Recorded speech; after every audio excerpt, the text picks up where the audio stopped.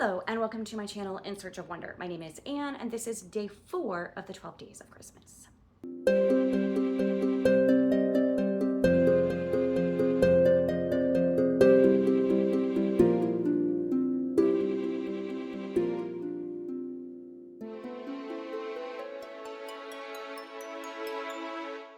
Today, we are almost at the end of December, and that means it's time to plan what we're going to read in January. I have already seen, as I'm filming this, other people's January TBRs have gone up. It took me a little while to prepare mine and get it together, but I have it ready now, more or less. We'll see if what I actually read ends up being anything like this TBR. We'll find out, I guess. But I do have plans. So I'll share with you what my plans are. To begin with, the Reading the Classics Challenge. For the 1776 edition, the January prompt is based on the phrase stars and stripes. And the idea is to read a 5-star prediction. Now, this is highly personal, so I can't give you recommendations per se. It will kind of depend on your reading taste. But I do have some suggestions as far as books that I have given 5 stars to, classics, that I think that you might also enjoy. And I will give you a couple that are by American authors if you want to go to the second level and read specifically American authors. And then I have some other authors of 5-star books that I can recommend for you as well. To begin with, as far as American authors go, I have read 3 or 4 books by Edith Wharton, and I would definitely recommend her as an author. Age of Innocence, House of Mirth, and Ethan Frome are all books that I have read. I would say that I gave Age of Innocence and Ethan Frome 5 stars for sure. House of Mirth, I don't know. That one didn't stick to me as well. It didn't stick with me, I guess I should say. So I would say maybe that one was more like in the 4-star range. But Age of Innocence and Ethan Frome, I very much really like. Those books were very impactful, but they are a little bit of a downer. So keep that in mind. January may not be the right month for you to read a book that's going to be kind of depressing in nature, although Ethan Frome does have a very, very wintry feel for it. So if you're up for it, January is actually the perfect time to read it. So that would be one recommendation. Another one is incredibly obvious, and that would be Little Women by Louisa May Alcott. So I definitely would highly recommend that, but most of you have probably already read that one. For another book by Louisa May Alcott that you might enjoy and you may not have read, I can highly recommend Jack and Jill. That actually has been my favorite book by her since I was a little girl and I read Jack and Jill, and I just love the characters of Jack and Jill. I enjoyed it more as a child than I did as an adult, but it still was very good. If you want something along the lines of Little Women, but not the same exactly, maybe still has the cozy family feel, still has a similar storyline of young children in a family that's struggling with a single mother to provide the basic necessities of life, set in the same sort of time frame in mid-19th century America, and they are befriended by an elderly gentleman who is well-to-do and is able to provide some necessities of life for them. Has a lot of similar vibes to Little Women, also by an American author. I believe her pen name was Margaret Sidney. That is 5 Little Peppers and How They Grew. And I believe there are other books in this series, in the 5 Little Peppers series, which I've not read, but 5 Little Peppers and How They Grew is just cozy, heartwarming, a family story, very similar to Little Women, has a lot of those vibes. So if you've already read Little Women and would love something like that, that has that same feel, I definitely recommend the 5 Little Peppers. As far as recommendations for authors who are not necessarily American, I mean, there's the obvious Jane Austen, okay? 5 stars all the way. So can't go wrong with Pride and Prejudice, in my opinion. I personally love Emma. Not everybody loves Emma. I don't know. I think pick a Jane Austen book and the chances of it being 5 stars are really high, but maybe not. Another one that I really, really, really loved, but it's kind of chunky, so you might have to gear yourself up for it, is The Count of Monte Cristo. That was an easy 5-star for me when I read it last year. Well, uh, almost last year, earlier this year in 2025. I read The Count of Monte Cristo, and it was a really wonderful book. Anne of Green Gables, or anything in the Anne series, would be another 5-star recommendation, particularly Anne of Green Gables and Rillet of Ingleside, the last book in the series, which is about Anne's daughter. And I don't think it's completely necessary to have read the other Anne books besides Anne of Green Gables when you get to Rillet of Ingleside, but it does help because there are a lot of extra characters in there that are introduced to you in the intermediary books in the series. But of the books in that series, the first and the last are easy 5-stars for me. Some of the others kind of are like, middling, but those bookends, they're just amazing. 5 stars all the way as far as I'm concerned. And then, of course, there is the perennial Les Miserables by Victor Hugo, or The Hunchback of Notre Dame. I think either of those would be easy 5 stars, but they are kind of lengthy, kind of involved reading. Totally worth it if you can have the time investment to do that, but highly recommended. So those are some classics that have stuck with me that were easy for me to award 5 stars to, and so I think that you also would love. I don't think that there's anything earth-shattering or amazing in that list that you would not have heard of before. So I don't really have anything that's like, oh wow, this is an amazing book you've never heard of and you're really gonna love it. But I guess I do have two other books come to mind that are maybe lesser known that, depending on your tastes, you might really enjoy and would be 5 stars for you. So Agnes Grey by Anne Bronte is a shorter Bronte work. It's not anywhere near as dark. There is some darkness in there, but it's not nearly as dark as the other Bronte work collectively. It has a much lighter tone. It's more like Jane Austen in its feel. In fact, to me, it read like, I felt like I was reading a modern Christian fiction, but historical. So that's what it felt like to me. It very much had that feel.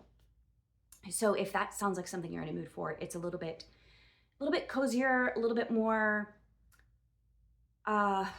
normal, shall we say, than some of the other plot lines we experience in Bronte books, and not super dramatic in the scope of the story. So that one also, if that sounds like that could be a 5-star for you, that is a slightly lesser known one, but still well worth your time. And another one is The Scarlet Pimpernel by Emma Orci. I'm not exactly sure how to say her last name. Anyway, that one is really good. It is set during the French Revolution, and it is an adventure story, and there is a love story in there as well. And there's intrigue, there's kind of like spying. It is part of a whole series. I haven't read anything else in the series, although I kind of want to, but that's another one that not as many people have read, but I personally really enjoyed it. So there you go, my 5-star recommendations. As for what I'm going to read for my 5-star prediction, I actually kind of surprised myself with my choice. But as I was going through the classics that I have on my shelf, I wasn't convinced, honestly.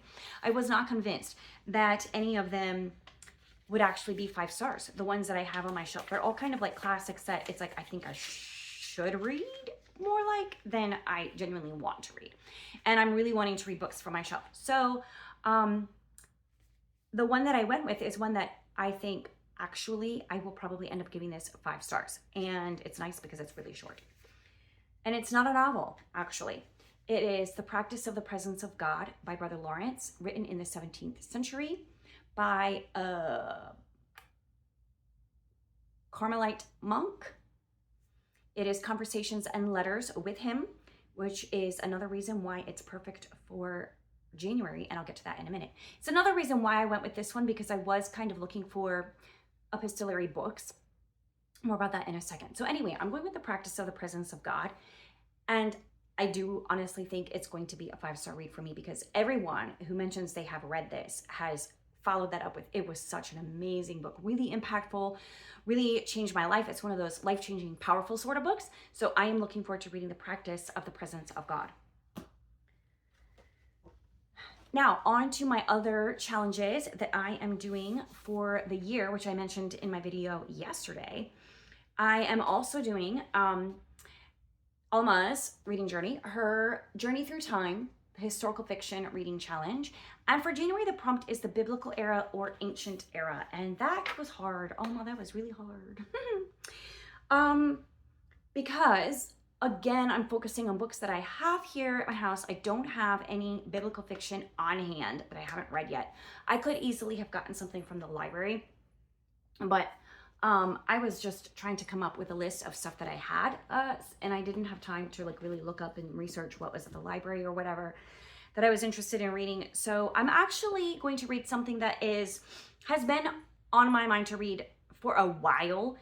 It's been sort of on my TBR for at least a year specifically. Like it's been, oh, I want to read that for a long time. But now for the past year, this specific book has been like, I want to read that. I'm going to read Greek Myths by Olivia Coolidge. Now this is a student version of Greek Myths, but I'm going to start with this. I have another book on my 50 by 50, which again, I will be talking about that in another video in the 12 Days of Christmas. So stay tuned for that. But in my 50 by 50, I have a mythology book on there, a specific one. But that one is more geared toward adults. First, I want to read this children's version. And well, it's a student version. My son read it in middle school, so I don't think it's really like middle grade per se, although probably it's applicable, like middle grade could read it. But I want to read this easier version first, this quick version, and kind of just get a basic foundation because I know very little about Greek myths other than what I have just absorbed through popular culture or have looked up as I'm reading other books and find reference to it. And I can't keep all of those names straight in my head and the relationship seems very tangled to me. But anyways, I do want to have a better foundation of understanding Greek myths because it's so foundational to all English novels and Western literature. So I think understanding this would give me greater understanding as I'm reading other books. So anyway, I do want to read the Greek myths. And so this is ancient era, and it's not technically historical fiction in a way, but also it sort of is because, you know, historical fiction is a fictional story that you write about the past, right? So these are stories that people came up with to explain the past. So in that sense, it is historical fiction. Totally, 100%. We're going with that. It's historical fiction, I promise. And I'm going to read it in January. And then for Jeanette's Jane Reads Christian Fiction Bingo, for January, there is a double prompt, dual timeline, and a hidden gem. And I have a book that fits both of those. And I just picked this up at an author event earlier in December. And I can't believe I'm already going to like get to it, have it on my TBR. So that is The Fabric of Hope, An Irish Family Legacy. And this is a dual timeline. And I did not look up on Goodreads, but I know that I think this book was independently published and it is not widely available. I highly doubt it has more than 1,000 ratings on Goodreads. Again, I haven't 100% double checked that. So if that's not true, I'll put a note in the description box, but right now I'm going with it. So this will be my pick for Jane Reads Christian Fiction. And yeah, that's called The Fabric of Hope by Susan G. Mathis. And finally, for Chantal's Read Your Book Shelf Challenge. To be honest, The Practice of the Presence of God is my first book that's going to go for that challenge in January because her prompt is the title includes an article.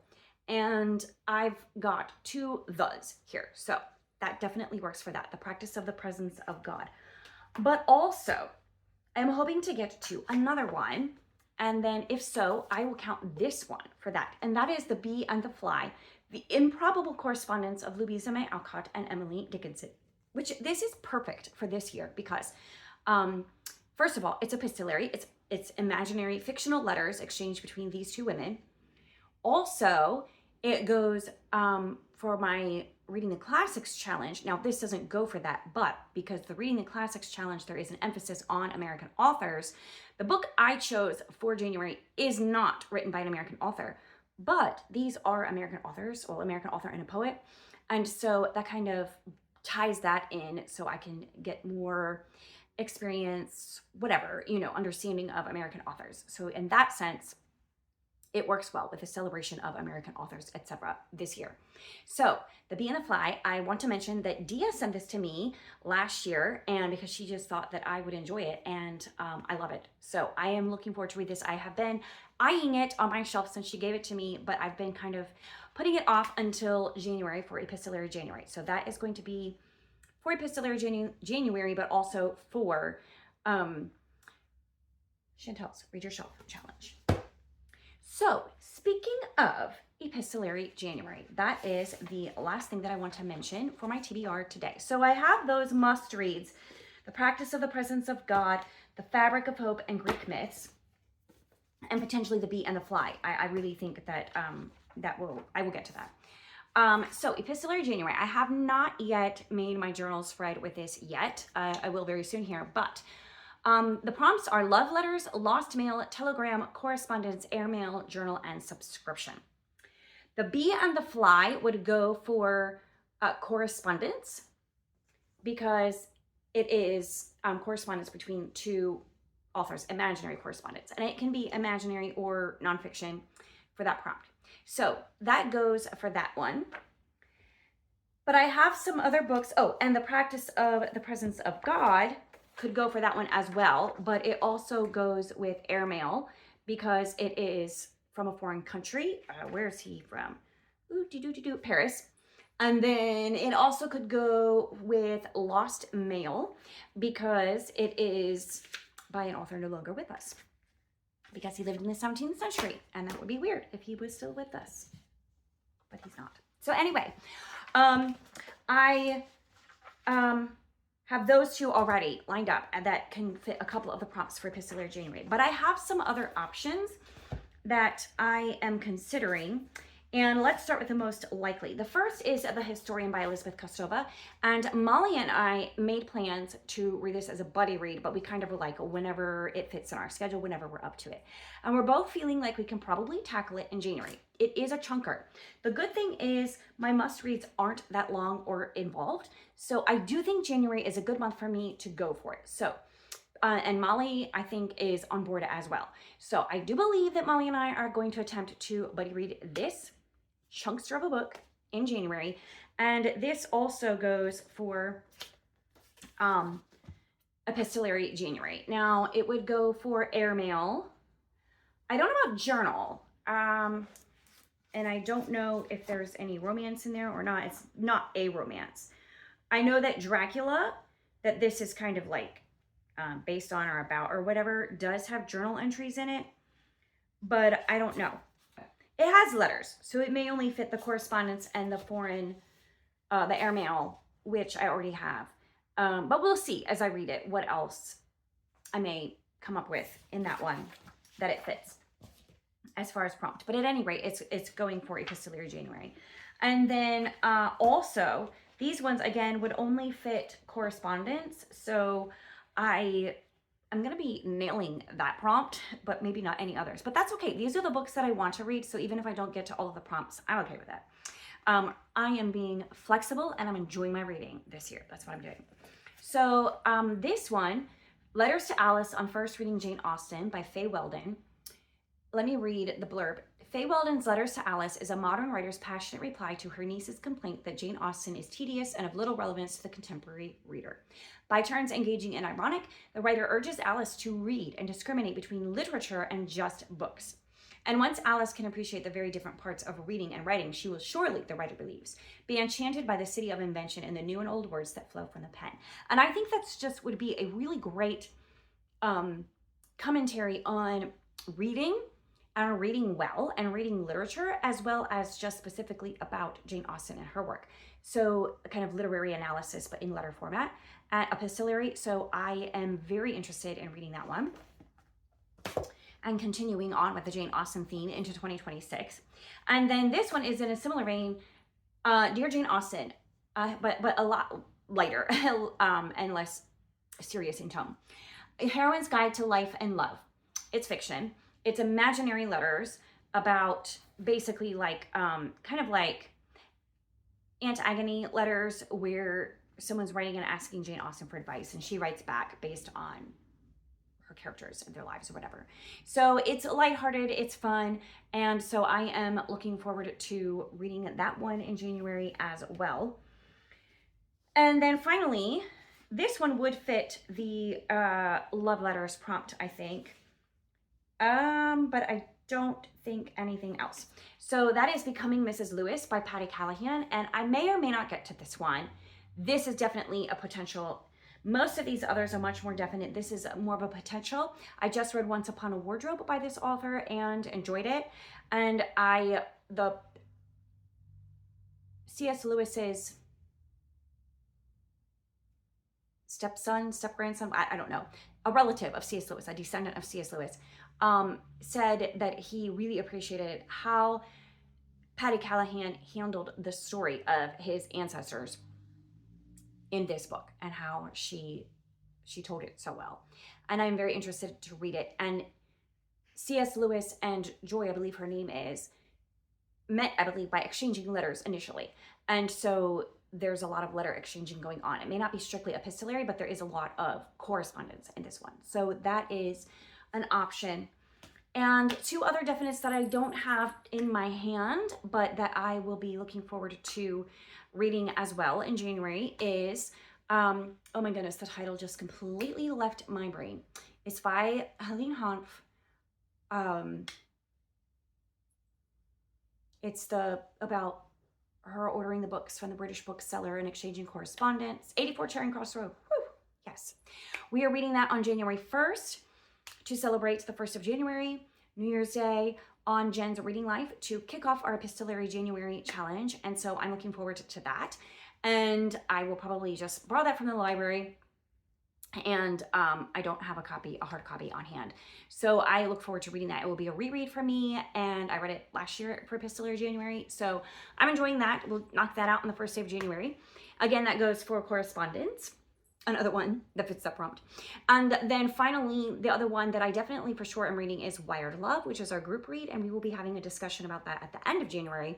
And that one is not strictly epistolary, but it does have a lot of exchange of telegrams, actually. So it fits the telegram prompt and it fits the romance prompt.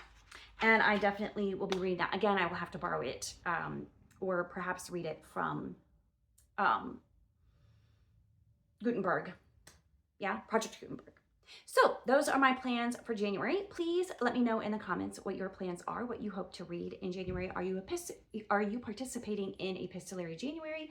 Are you participating in the Reading the Classics Challenge? Let me know what your thoughts are and what you think about the books I'm going to read, and I'll see you next time. Bye.